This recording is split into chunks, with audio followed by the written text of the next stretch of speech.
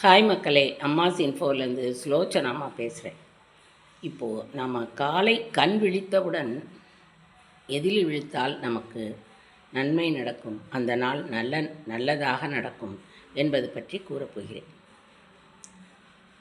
பொதுவாக சிலர் கூறுவார், இன்றைக்கி யார் முகத்தில் முழிச்சனோ இன்றைக்கி நாளே சரியில்லை அப்படின்னு சொல்லுவாங்க.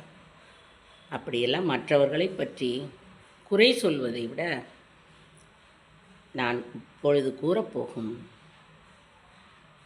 பொருட்களில், இடங்களில், மனிதர்களில் கண் விழித்தவுடன் பார்த்தால் நல்லது நடக்கும் என்பது நம்பிக்கை.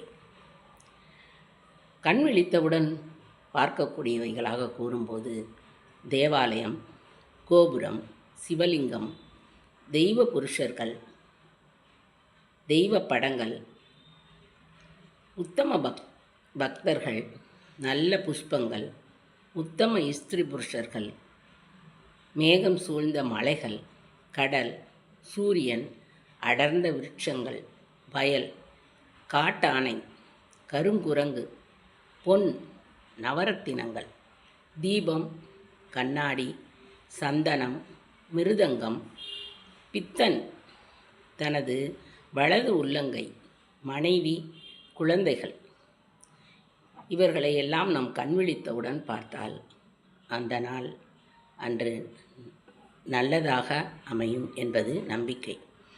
இதில் கூறப்பட்டுள்ளதில் தேவாலயம், கோபுரம், சிவலிங்கம் இவற்றையெல்லாம் நம் கண் விழித்தவுடன் பார்க்க முடியாது.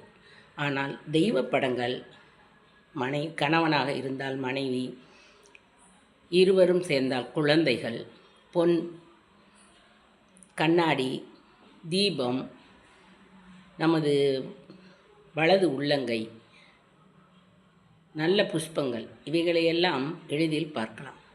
இதன்படி பார்த்து கண் விழித்தவுடன் பார்த்து அந்த நாளை இனிய நாளாக நாம் மாற்றிக்கொள்வோம். இந்த வீடியோ பிடிச்சிருந்தனா லைக் பண்ணுங்கள், ஷேர் பண்ணுங்கள், சப்ஸ்கிரைப் பண்ணுங்கள், கமெண்ட் பண்ணுங்கள். வாழ்க வளமுடன்.